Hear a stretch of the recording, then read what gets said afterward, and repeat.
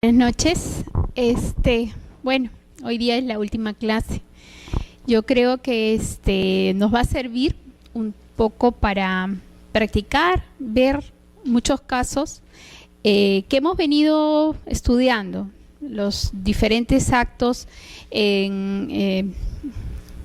inscribibles en el registro de personas naturales, ya sea en el registro personal, mandatos, en el registro de sucesiones, testamentos y sucesiones intestadas, que nos va a permitir ver cómo podemos aplicar o calificar, mejor dicho, estos actos que las personas otorgan fuera del territorio nacional y que de alguna manera son necesarios a efectos de que tengan efectos jurídicos en el país.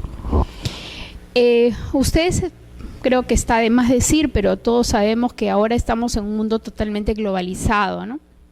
Donde las comunicaciones pues hace que las personas se relacionen de una manera más rápida y efectiva, y esto también necesita una respuesta, por ejemplo, por parte del registro, ¿no?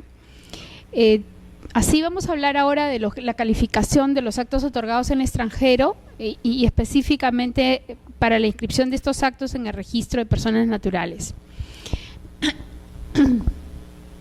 La calificación registral, ustedes saben que tiene la labor principal del examen minucioso, riguroso, a fin de establecer si los títulos presentados cumplen con los requisitos exigidos por la ley y las demás normas, ¿no? Se regulan el caso concreto a efectos de extender los correspondientes asientos de inscripción.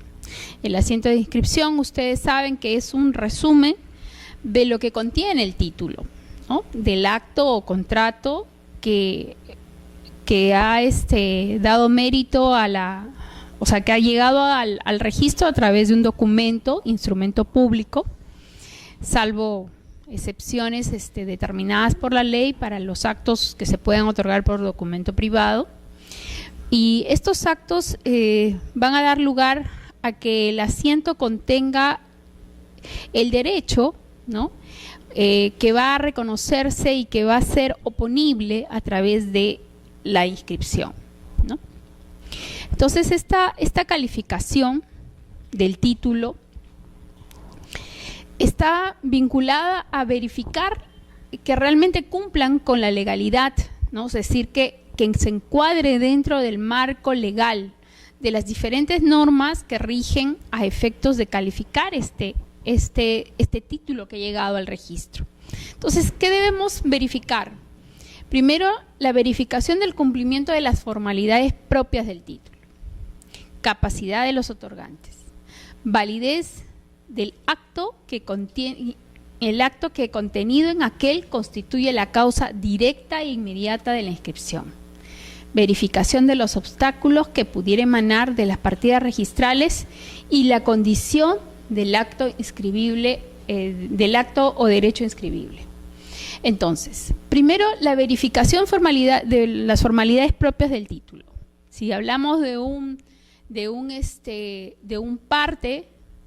traslado instrumental correspondiente a una escritura pública, llámese parte, debe tener todas las formalidades del parte. Lo calificamos bajo los artículos del 85 de la ley del notariado, ¿cierto? Expedido por el notario, rubricado en cada una de sus fojas, ¿no? Y en la que se va a dejar constancia de la identidad de la expedición de las copias con relación a la matriz. Y en el caso de los registros de mandatos y predios, por ejemplo, hay la obligación contenida en la 7ª disposición transitoria a efectos de que esa persona que ha llevado el título, a esa persona que ha llevado el parte al registro esté autorizada, ¿no? Esté autorizada, ya sea dependiente, sea el notario o sus dependientes, o la persona que ha sido designada, identificada con su documento de identidad a efectos de que lo presente al registro, ¿no? Entonces tenemos el aspecto formal del título. Si se trata de un parte judicial, verificamos que contenga el oficio, ¿no?, expedido por el juez, las copias certificadas correspondientes a las resoluciones que van a ser materia de calificación, de la calificación del acto, y que esté consentida o ejecutoriada, esta resolución, esta sentencia, tiene que ser consentida y ejecutoriada, y las mismas deben ser copias certificadas, debidamente expedidas, y verificar la competencia del juez, es decir, que el juez efectivamente pues exista.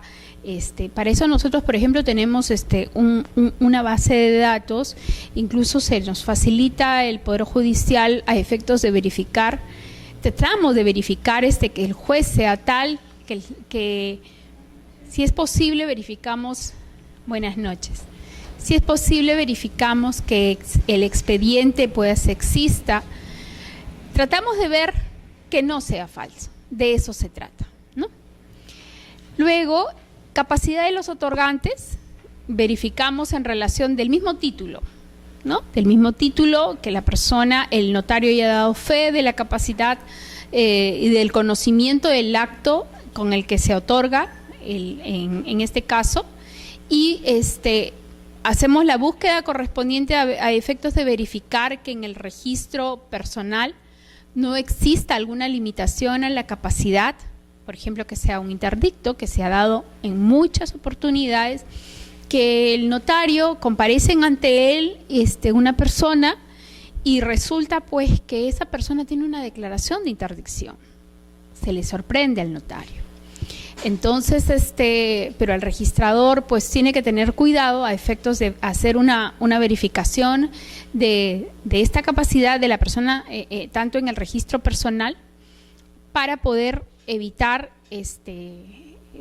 pues que se nos sorprenda con un acto otorgado por una persona que no es capaz. Y incluso esta verificación de la capacidad se da, por ejemplo, ahora no tanto, pero antes, con relación a los actos otorgados, antes no había, solamente la persona se identificaba con su documento nacional, perdón, su DNI, ¿no?, ante el notario. Pero ¿qué resulta? Que muchas veces este documento nacional podía haber sido falsificado, y se estaba falsificando, suplantando a una persona que había fallecido. Entonces, si por ejemplo, haciendo la búsqueda correspondiente, nosotros detectamos que esta persona falleció, pues habría que hacer la correspondiente observación, ¿no? Observación a efectos de que se aclare el acto. Y muchas veces en estos casos, cuando se hace la observación correspondiente, el notario, pues en ese momento es en el que él se ve que se lo han sorprendido, ¿no? Entonces, la capacidad en cuanto a la calificación que hace el registrador, pues se tiene que limitar a lo que obra en el registro, a las inscripciones que obran en el sistema. En este caso, en el sistema correspondiente al registro personal. Y ahora tenemos, como les comentaba de las clases pasadas, tenemos un índice nacional, nacional del registro personal, es decir, que ahora podemos verificar las inscripciones en cuanto al registro personal a nivel nacional, al igual que lo hacemos con el registro de sucesiones. La validez del acto contenido en aquel, y ahí ya veremos, de acuerdo al acto presentado, la calificación correspondiente, así como los obstáculos que pudieran existir en la partida. Ya estamos hablando de la calificación, ya no a nivel de todos los registros, sino del acto mismo contenido que se solicita la inscripción, ¿no? O sea, si existe alguna incompatibilidad, por ejemplo, un poder que se pide la sustitución o delegación del poder, ¿no? La apoderada sustituye el poder que le hubieran otorgado, pero resulta que esta sustitución no es posible. ¿Por qué? Porque el apoderado o bien falleció o bien pudo haberlo revocado. Entonces, ese es un obstáculo, por ejemplo, en la partida, ¿no? Entonces, estamos en ese caso verificando que no es posible que acceda al registro este acto que se estaría presentando como una sustitución o una delegación de poder, porque el poder ya se extinguió, ¿no? Y así consta de las partidas. Y la condición de inscribible del acto. Por ejemplo, en el registro de mandatos y poderes, la aceptación de poder. La aceptación de poder no es un acto inscribible. Por lo tanto, concluiríamos con que ese acto no podría acceder al registro. ¿Ok? O en el caso, por ejemplo, del registro personal. Sabemos que en el registro personal inscribimos la separación de patrimonios o la sustitución de régimen, pero no se inscribe la liquidación, la adjudicación de los bienes que hace la sociedad conyugal que está disolviendo esta sociedad de gananciales, ¿no? Este acto no es inscribible y en muchas oportunidades se presenta, por ejemplo, que las partes o los cónyuges sustituyeron su régimen patrimonial, ¿no? Sustituyeron su régimen patrimonial conforme el artículo 296 del Código Civil, pero al momento de hacer la enumeración, el inventario de los bienes y la correspondiente adjudicación, se dan cuenta que se olvidaron por ahí de un bien, y hacen una escritura, como tiene que ser, hacen una escritura aclaratoria señalando de que se olvidaron en la escritura pública anterior de incluir un bien y lo vuelven a presentar al registro. Este acto no es inscribible en el registro personal, porque recuerden que de acuerdo al 2030 del Código Civil, lo que se inscribe es el acuerdo de separación o el acuerdo de sustitución. No así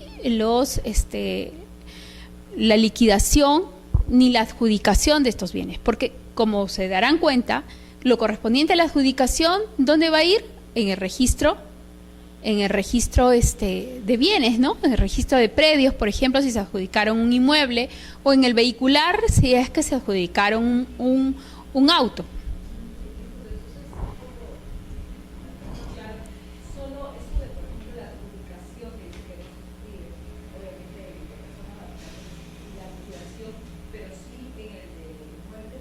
Lógico. Si hay algún, por ejemplo, como dice Solidario, ¿no? Entonces una ampliación o aclaración del testimonio, ¿no? De la escritura. De la escritura pública donde consta la liquidación, la adjudicación de los bienes. Entonces, en esa ampliación o modificación, aclaración, también se inscribe nuevamente, pero en el de igual o igual. Exactamente.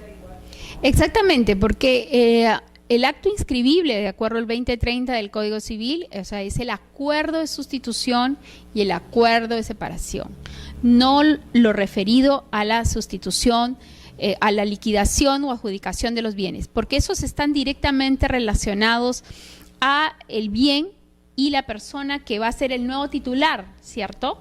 Al ser el bien y la persona que va a ser el titular, eso corresponde al registro donde el bien esté inscrito.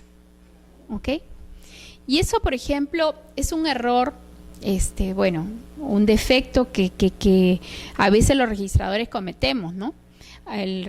Por lo general, se ha generalizado la inscripción en la zona de Junín, de Huancayo, en la que escanean la escritura pública de sustitución de régimen. O sea, escanean todo, incluyen todo, o sea, incluyen el acuerdo de sustitución y todo lo demás que contenga esa escritura. Realmente ahí es delicado por muchos motivos, porque uno, están incluyendo actos que no deberían ser inscritos. Dos, pueden haber actos referidos al derecho a la intimidad, los que comentábamos la semana pasada, ¿no? O la clase pasada, y realmente puede traer, y eso, o sea, bueno, que se inscriba, ya, ok, se inscribió, pero después viene el problema de las aclaraciones, porque resulta pues por la denominación o la ubicación del bien cambia, entonces quieren o pretenden modificar la inscripción, porque claro, consta inscrito, referida a la numeración y te adjuntan un certificado de numeración. Entonces, el registro personal está cambiando, o sea, ya no está referido a lo que realmente exactamente, o sea, de alguna manera le estamos quitando el sentido a los actos que son inscribibles en estos registros, ¿no? Entonces, eso es la manera, digamos, les estoy graficando lo que debemos hacer en la calificación, ¿ok? Ahora bien, ¿sobre qué calificamos? Calificamos sobre la base del título presentado, ¿no? De la partida o partidas vinculadas directamente a aquel, complementariamente con los antecedentes que obran en el registro. Eso es lo que, en la forma gráfica que les he mostrado, cómo se califica.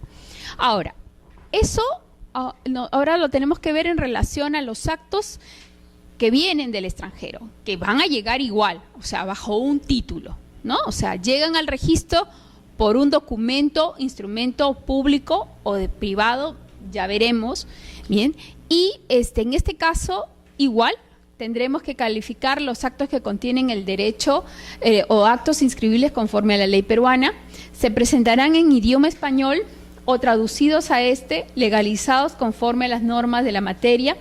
Para calificar la validez de los actos y derechos otorgados en el extranjero se tendrán en cuenta las normas del título primero, tercero del Código Civil. Ok. Entonces, cuando se trata de documentos extranjeros, estos llegan, por ejemplo, si son de un país de idioma castellano, español, en este caso vienen expedidos, por lo general son escrituras públicas que vienen del extranjero, expedidos por notario, y en estos casos no hay ningún problema en cuanto al idioma. En el caso de los documentos otorgados bajo otro idioma, como puede ser alemán, inglés, chino, cualquier otro idioma, tienen que ser traducidos por traductor juramentado, ¿no? Traductor juramentado, oficial, una traducción oficial, y bueno, y luego vamos a ver que estos deben ser otorgados, calificados teniendo en cuenta las normas del Código Civil referidos al derecho internacional privado. Los actos inscribibles que hayan sido, son inscribibles siempre que hayan sido reconocidos en el país conforme a las normas establecidas en el Código Civil, Código Procesal Civil, la Ley de Arbitraje. ¿Qué actos? ¿Contenidos en qué? En sentencias, en resoluciones que ponen término, fin al procedimiento, los laudos arbitrales pronunciados en el extranjero, las anotaciones de demandas interpuestas ante tribunales extranjeros. Se requiere que la autorización por parte del Poder Judicial. Como hemos visto, son traducidos por traductores públicos juramentados. El Decreto Supremo 126 del 2003, Ministerio de Relaciones Exteriores, es el que regula lo referido a los traductores, ¿no? Y los traductores juramentados en ejercicio de sus funciones merecen fe pública y tienen plena validez legal. No obstante, la traducción no significa el reconocimiento de la autenticidad del documento traducido. Ok, entonces vamos a graficar todo lo que hemos venido leyendo.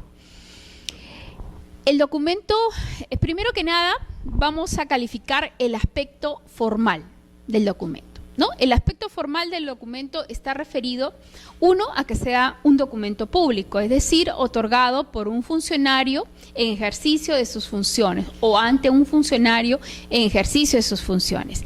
Y la fe, o mejor dicho, la calidad de público lo podemos reconocer por la cadena de legalizaciones. Es decir, ¿qué significa esto? La autoridad, en este caso, por ejemplo, el funcionario correspondiente a ese estado va va a legalizar la firma del notario ante quien se otorgó el acto. ¿Bien? Por ejemplo, si el acto fue otorgado en España, ¿bien? El notario español, al notario español le va a legalizar la firma el colegio de notarios, el decano del colegio de notarios o el funcionario que este colegio designe, le legaliza la firma diciendo: el notario Juan ejerce las funciones de notario en la ciudad de Madrid. Bien, se legaliza la firma, lo legaliza, o sea, quien dice esto es el notario Tomás, ¿ok?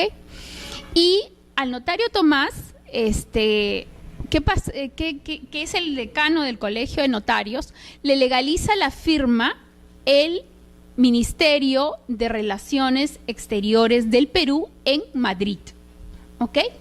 Le legaliza la firma, puede ser que le legalice la firma el cónsul del Perú en Madrid, o en algunos casos puede ser que sea el representante o el director, el representante del Ministerio de Justicia de Madrid, de España le legaliza la firma. Y a esta persona le va a legalizar la firma el funcionario peruano en Madrid. Entonces, ya teniendo la cadena de legalizaciones hasta el funcionario peruano en Madrid, viene acá el documento, llega al Ministerio de Relaciones Exteriores del Perú, aquí en Junín, en la calle Junín, y allí le legalizan la firma al cónsul peruano que ejerce funciones allá en la ciudad de Madrid. Este funcionario de la Cancillería, de la Dependencia de Dirección de Trámites Consulares, es la persona autorizada de legalizar esta firma. Bien, esta es la cadena. Bien, yo les estoy explicando gráficamente, porque ya luego vamos a entrar a las excepciones. Entonces, de eso se trata, de que la legalización, o sea, el reconocimiento de que este documento fue otorgado ante un funcionario en ejercicio de sus funciones y por lo tanto es un instrumento público, se va a acreditar con las sucesivas legalizaciones que van haciendo cada uno de los funcionarios autorizados, hasta que toma conocimiento el funcionario peruano en esa ciudad, y con esa última firma llega acá al Ministerio de Relaciones Exteriores, y el funcionario de trámite consular es la que hace la legalización, la última legalización. ¿Me dejé entender? ¿Sí? Ahí tenemos la cadena de legalizaciones. Ok. Entonces,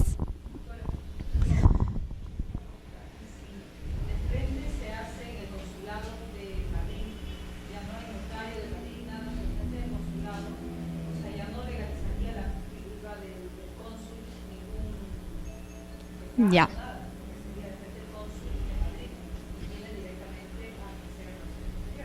Perfecto. Claro, lo que estamos explicando es que el acto ha sido otorgado ante un funcionario no peruano, ¿cierto? Es un funcionario extranjero, y para reconocer que esa persona ante quien se otorgó ese acto es un funcionario público de ese lugar, bien, es que viene la cadena de legalizaciones. Ese es el sentido de la cadena de legalizaciones. Porque imagínate, o sea, tú puedes conocer a esta persona como notario, pero ponte que en el lugar no se llame notario, que sea otra persona. Por ejemplo, hay documentos, sí, en Venezuela. En Venezuela, por ejemplo, hay poderes que se otorgan ante el registrador público, ¿ya? Entonces, la cadena de legalizaciones no parte del notario, parte del registrador, ¿bien? Y se legalizan las firmas hasta que llegue al funcionario peruano en ese lugar y luego va a venir acá. Pero lo que está haciendo que es reconocer que el acto otorgado, llámese poder en Venezuela, fue válidamente otorgado ante ese funcionario.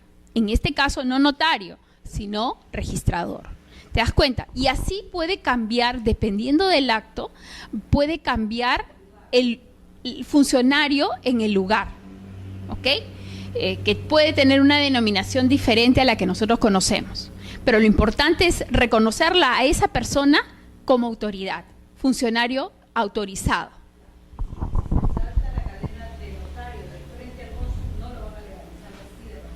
Ya, espérate un ratito y vamos a llegar a donde tú estás preguntando. Entonces, esa es la legalización, digamos, es el otorgar un acto ante un funcionario del lugar, ¿ok? Pero también el Perú, o sea, los peruanos tenemos representaciones diplomáticas en el extranjero que cumplen funciones notariales, ¿cierto? En esos casos es la embajada, el consulado correspondiente donde los peruanos o cualquier persona puede ir a otorgar escrituras públicas, por ejemplo, o diferentes actos jurídicos permitidos y ante estos cónsules que van a cumplir funciones notariales. Y en esos casos estamos haciendo una ficción legal porque, si bien es cierto, están en el extranjero, pero van a cumplir sus funciones dentro del marco legal nacional. Entonces, los cónsules se les aplica las normas nacionales, o sea, le aplicamos la ley del notariado, todas las normas, el Código Civil, ¿no? Todas las normas nacionales, los cónsules están en la obligación de cumplir en el extranjero por una ficción legal, ¿no? Es, digamos, un Perú chiquito en el extranjero. Entonces, cuando los actos jurídicos se otorgan ante los cónsules, llámese una escritura pública de poder, por ejemplo, en ese caso, quien va a firmar o va a autorizar la escritura pública es el cónsul. Y ahí solamente lo firma él y ese documento viene de frente al Ministerio de Relaciones Exteriores y se legaliza la firma. ¿Ok?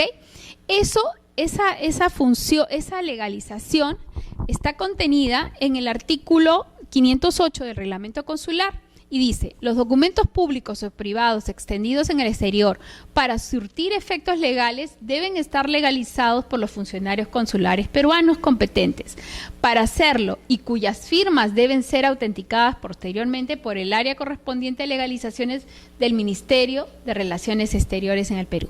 ¿Se dan cuenta? Todos los documentos públicos y privados extendidos en el exterior para que surtan efectos acá deben estar legalizados por el Ministerio de Relaciones Exteriores, por el funcionario consular en el extranjero. Por eso es que yo le decía, puede haber varias legalizaciones, pero a la última en el extranjero va a ser la del cónsul, ¿ya? Y esa es la que se va a reconocer acá, en el Ministerio de Relaciones Exteriores del Perú.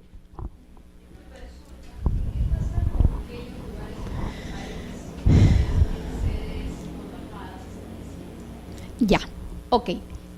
Lo que dice acá es que en ese caso, los cónsules tienen un registro de firmas de los funcionarios del lugar de su jurisdicción, ¿cierto? Si ellos también tienen jurisdicción de determinada, o sea, cuando están, por ejemplo, en Estados Unidos, en la ciudad de Houston, ¿no? Ellos, hay un mapa en el cual ellos van a ser competentes para poder conocer, digamos, tener jurisdicción para poder actuar, ¿no? Los diferentes actividades o actos que ellos tienen que realizar en el exterior.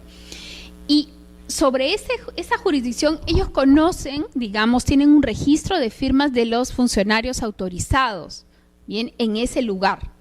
Ellos tienen un registro. Si en el registro que ellos tienen no conocen el de un funcionario, la persona está obligada a buscar la firma, o sea, que le sigan legalizando la firma hasta que el cónsul reconozca esa firma como la auténtica a efectos de que él la autorice. ¿Me entiendes? Entonces, eso dice, de no existir oficinas consulares ni representación diplomática del Perú en un estado, el área de legalización del Ministerio de Relaciones Exteriores podrá legalizar las firmas de los funcionarios consulares o diplomáticas cuyas firmas se encuentran debidamente registradas.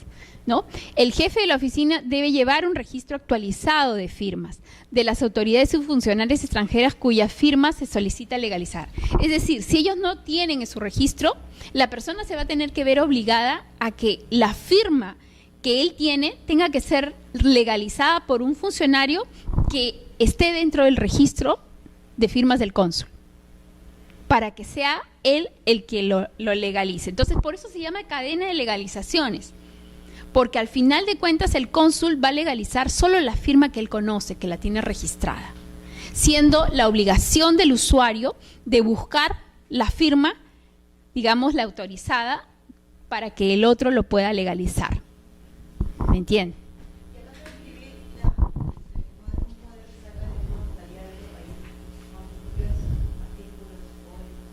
Sí.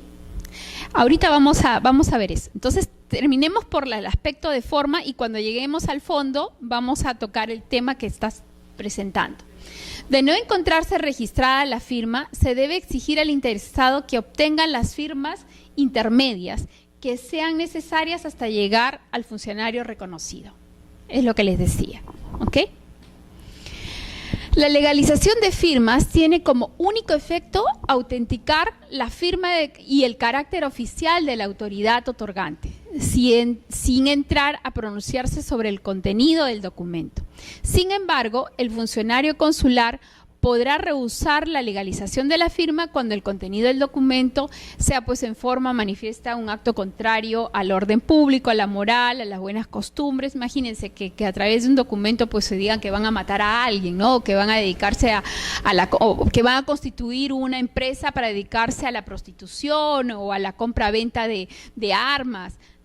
Algo similar. Entonces, si bien es cierto, puede ser un acto jurídico que válido a través de un poder, pero ya el contenido mismo no está contra en este caso serían contra el orden público, ¿no? Entonces, el cónsul pues puede rehusarse a la legalización correspondiente.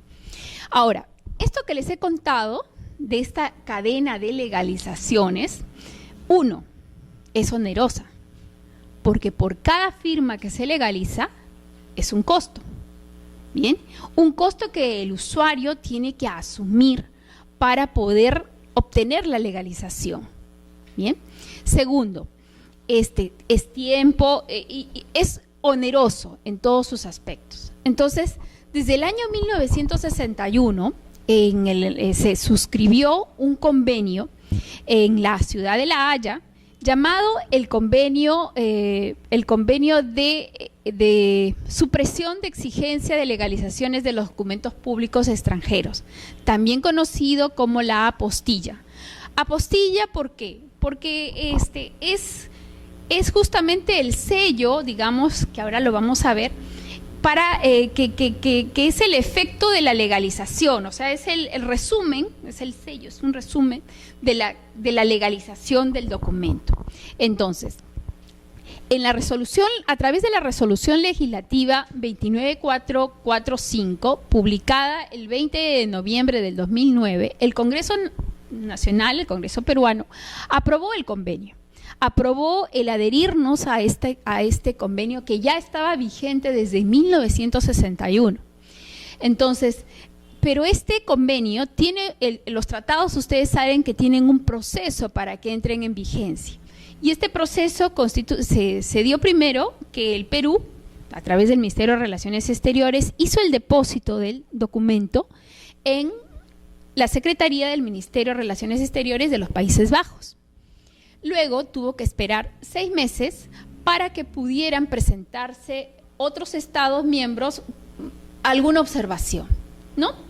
En este plazo hubieron 2 países, de todos los que han suscrito el convenio de La Haya, que son más de 100 países, 2 países que hicieron observaciones a este convenio, a nuestro ingreso al convenio de La Haya, que fueron Alemania y los países helvéticos que vienen a ser Grecia. Como yo siempre digo, los alemanes son muy inteligentes. Ellos saben que existe un azángaro en el Perú, ¿no? Entonces, al existir un azángaro donde todo es posible, entonces dijeron, Perú, no. no Convenio de La Haya. Entonces, de acuerdo a esto, entró en vigencia, salvo para estos dos países, entró en vigencia a los 60 días del vencimiento del plazo, es decir, en el año 2010, para más o menos septiembre del 2010. ¿En qué consiste la apostilla? La apostilla consiste en certificar la firma, firma y el sello del documento ha sido puesto por una autoridad competente.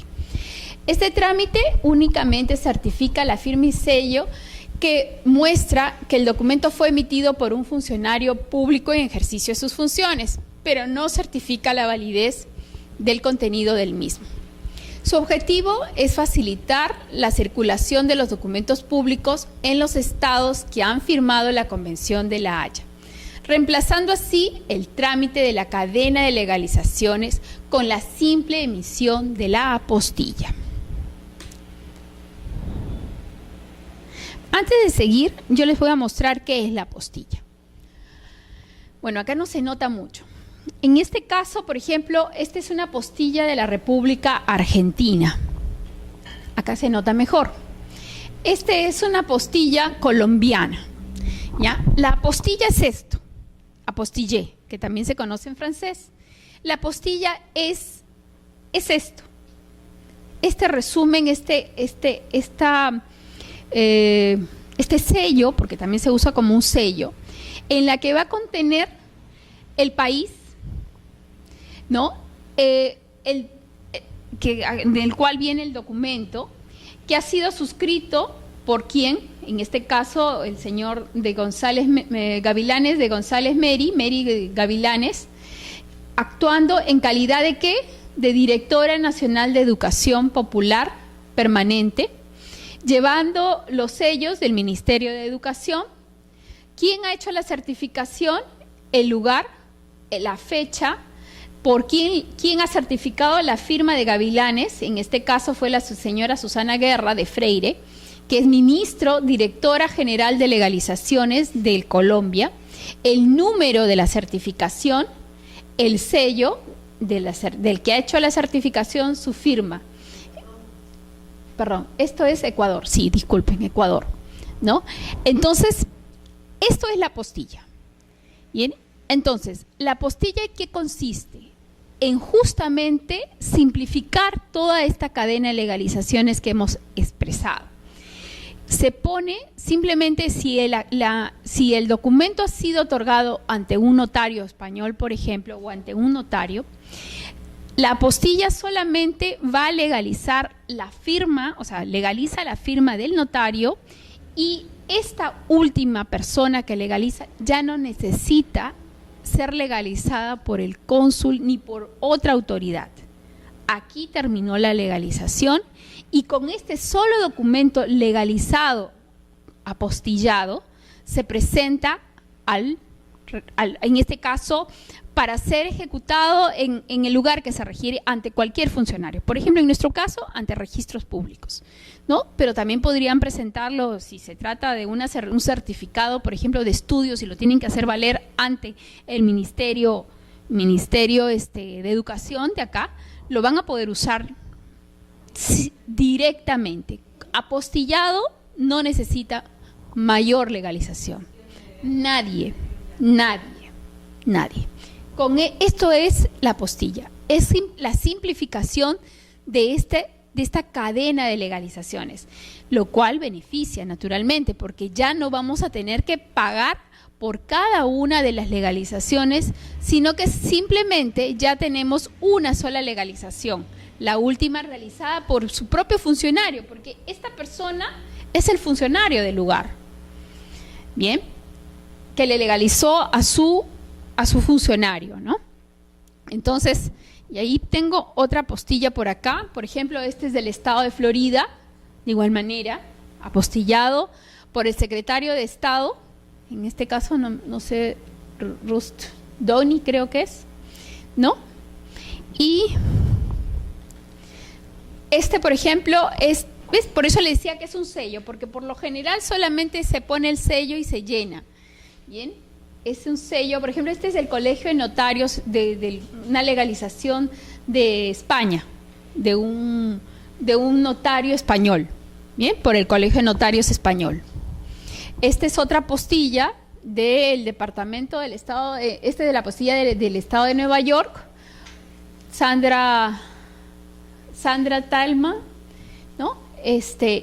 Igual, el contenido de la apostilla es la misma para todos, bien, es la misma.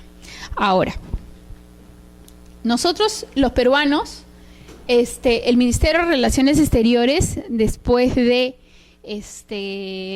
la suscripción, también creó su apostilla, ¿no? La apostilla nacional, que es la legalización, ¿no? La legalización. El país, República Peruana, ha sido firmado por Jorge Walter Casanova, quien es certificador ¿de dónde? De RENIEC, ¿no? Sede central. La fecha, la parte de la certificación que él la ha hecho, la hacen en sede central, quien el Ministerio de Relaciones Exteriores, quien lo hizo, Solórzano Guadalupe, de Dirección de Trámite de Política Consular del Ministerio de Relaciones Exteriores. Ahora, no todos los países que han suscrito el convenio de La Haya tienen la posibilidad de la verificación de la apostilla. Hay países como nosotros, los peruanos, Colombia, algunos estados de Estados Unidos, ¿no?, que te dan la posibilidad a través de la dirección web que tú puedas verificar que esa legalización fue efectivamente realizada. Porque así como se falsifican documentos, se pueden falsificar legalizaciones también, ¿cierto? Entonces, la obligación del funcionario nacional que conoce de un documento extranjero es la verificación de esa legalización, a efectos de verificar qué cosa que ha sido pues otorgado válidamente, ¿cierto? Entonces, nosotros los peruanos, ustedes pueden entrar a la web de Ministerio de Relaciones Exteriores y van a ver un rubro que dice apostilla. En la apostilla, ustedes pueden, por ejemplo, ustedes pueden verificar, ponen todo este número, toditito esto, y inmediatamente les va a salir la imagen de esta certificación. ¿Ok? Les va a salir la imagen de esto. Sí, ustedes pueden hacer el ejercicio, ¿no? Creo que se verifica este número en los documentos que les he entregado, en las filminas, en los PowerPoint. Ustedes pongan este número y van a poder verificar la imagen de esta apostilla, poniendo esta dirección y la fecha. Ustedes escogen la fecha 13 de diciembre del 2011 y ponen toda este número y van a poder verificar esta imagen. Y así, con todas las apostillas que se realizan acá en el país, bien, todas las legalizaciones, podemos verificar esta apostilla. ¿Ok? Ok, entonces, ¿cómo vamos? Creo que seguimos.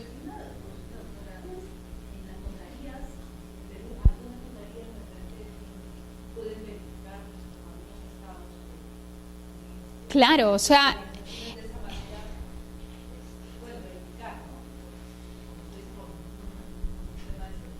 claro, o sea, me imagino que todos tenemos la obligación de cuando viene un documento extranjero tratar de verificar si efectiva. Uno, entras a la web, no les he traído la dirección, pero HCCH creo que es la dirección oficial del convenio de la apostilla. ¿Ya? La dirección web me parece que es HCCH, bien, que es la dirección oficial del convenio de la apostilla. Allí pueden ustedes, ¿no? O sea, ustedes pueden verificar la relación de, uno, el texto del convenio de la apostilla, dos, la relación de estados firmantes, y tres, pueden verificar los datos con relación a los funcionarios autorizados a efectos de hacer esas certificaciones en esos países. Entonces, si bien es cierto, no está el nombre de la persona, pero sí está el cargo que tiene para poder hacer la autenticación del documento. Entonces, las reglas para calificar los actos otorgados en el extranjero. Para calificar la validez de los actos y derechos otorgados en el extranjero se tendrá en cuenta las normas de derecho internacional privado establecidas en el título 1 y 3 del libro 10 del Código Civil. Es decir, vamos a ubicar el factor de conexión determinante para la ley aplicable al caso submateria. Pasos para la determinación de la norma aplicable. Estamos ya entrando a lo que es el fondo, o sea, ya vimos el aspecto de forma del documento. Bien, ya concluimos que efectivamente el documento, en cuanto a la forma, tiene todos los requisitos legales. Ahora vamos a entrar a calificar el acto mismo. Para determinar la existencia, primero hay que determinar la existencia de una relación privada internacional, verificar la fuente internacional, tanto el foro como el jus, el derecho, y verificar la fuente interna, foro. El libro 10 nos establece que el juez, el árbitro o la administración y el derecho, y la aplicación de la norma material. Por ejemplo, el derecho extranjero, la consecuencia jurídica. Ahorita les explico esto. Estas son las secuencias, lo mismo. Y vamos a entrar. Ok, ya hemos verificado el aspecto formal. Bien, entonces, llega el documento extranjero y se trata de una sustitución del régimen mejor dicho, el régimen patrimonial que se aplica al matrimonio, en el cual las partes deciden cambiar del régimen de sociedades gananciales a un régimen de separación de patrimonios. ¿Ok? Entonces, en este caso, tenemos el documento que constituye una escritura pública otorgada ante un notario español. En este caso, el documento ha sido otorgado en España por un peruano y un español. ¿Ok? Entonces, definitivamente, lo primero que hemos dicho es establecer. Mejor antes de entrar, porque ahí sí es muy fácil darnos cuenta que el derecho aplicable sería el español, ¿no? En este caso no vamos a hacer este va a ser en nuestro segundo ejemplo. El primer ejemplo. Tenemos una escritura pública otorgada ante el notario de Lima, bien, en el cual comparece un ciudadano francés con una peruana. Y dicen que se han casado, se casaron en la ciudad de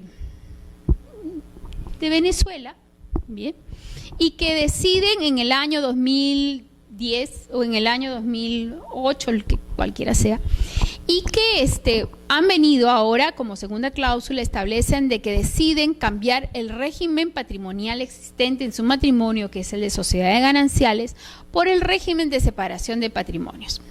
Tercera cláusula. Hemos adquirido tales bienes, ¿no? Enumeran los bienes. Hemos decidido, cuarta cláusula, hemos decidido adjudicar los bienes. Se adjudican los bienes. Se acabó la escritura pública. Entonces, primero que nada, es un notario nacional. No tenemos duda que ha sido otorgado bajo las normas nacionales.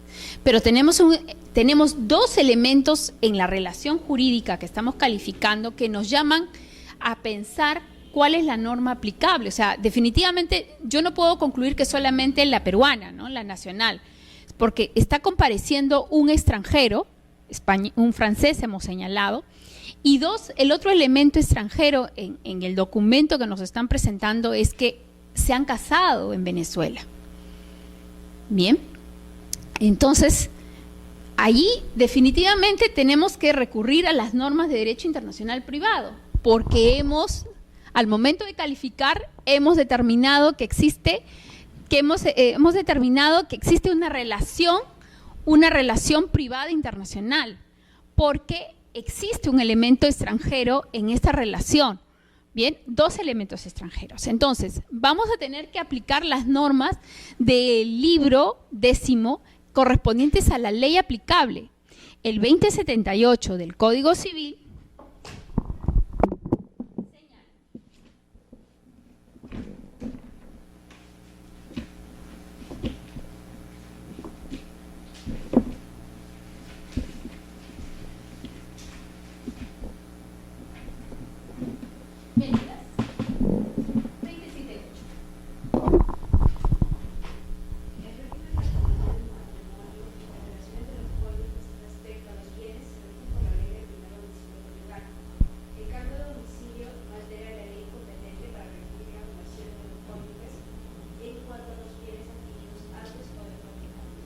Exactamente.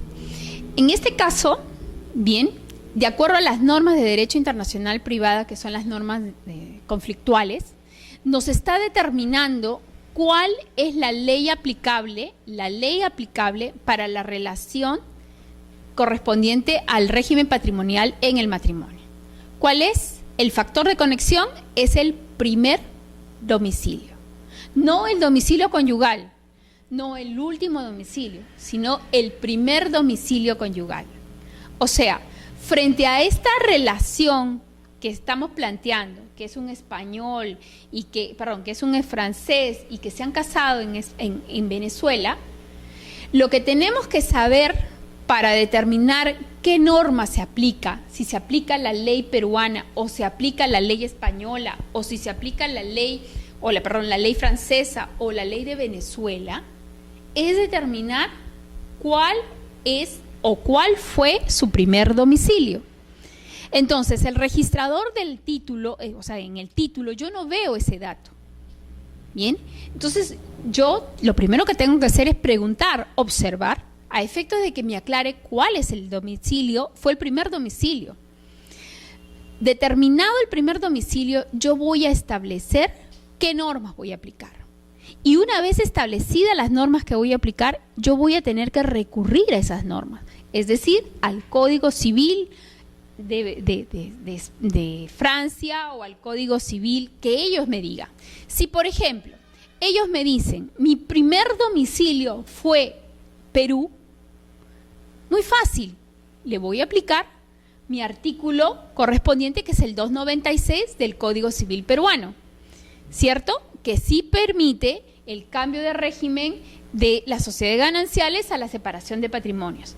Pero, por ejemplo, si ellos me dijeron, no, perdón, mi primer domicilio fue Venezuela, gran problema es que tienen, porque conforme a la calificación que voy a hacer de acuerdo al Código Civil de Venezuela, Venezuela no permite la sustitución o cambio de régimen después del matrimonio. Según las normas venezolanas, uno puede optar por el régimen de separación de patrimonios antes de la celebración del matrimonio, ¿ok? Pero después de contraído el matrimonio, el cambio de régimen patrimonial solo será posible en la vía judicial. ¿Me entiende? Entonces, lo primero que yo tengo que hacer cuando tengo una relación privada, de tratar de buscar el elemento, el factor de conexión conforme a nuestras normas del Código Civil para determinar qué ley le voy a aplicar a ese caso en concreto.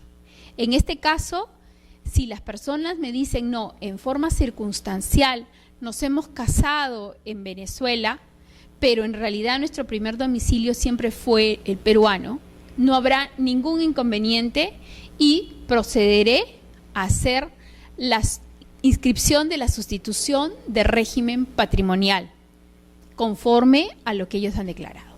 Igual será si me llega una escritura pública española. Bien, si me llega una escritura pública española, la calificación va a tener que hacer, en ese caso ya ni me tengo que preguntar, ¿no? ¿Cuál fue tu primer domicilio? Si no tendré que verificar, porque estoy viendo que el acto fue otorgado y ellos han vivido en España, según lo que muestran del título. En ese caso, verifico de frente las normas españolas, ¿bien? Y en ese caso, el Código Civil español sí permite el cambio de régimen de sociedades gananciales a separación de patrimonios por escritura pública. Entonces, el acto va a tener acogida en el registro, ¿ok? Estamos hablando en este caso de un acto jurídico que es inscribible en el Perú. Pero pongamos el caso ahora que ya se pueden establecer matrimonios entre homosexuales, ¿no? Personas del mismo sexo, por ejemplo, exactamente. Estamos hablando, por ejemplo, de Argentina, cerquita nada más. Estamos hablando de Argentina, de Uruguay, me parece, ¿no? Y bueno, en diferentes países.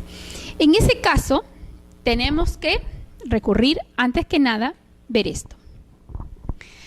la incompatibilidad de la norma extranjera tiene una excepción. O sea, la regla general es que nosotros reconozcamos la validez de los actos jurídicos celebrados ante autoridades extranjeras. Esa es la regla. Pero cuando las disposiciones de la ley extranjera pertinentes según las normas peruanas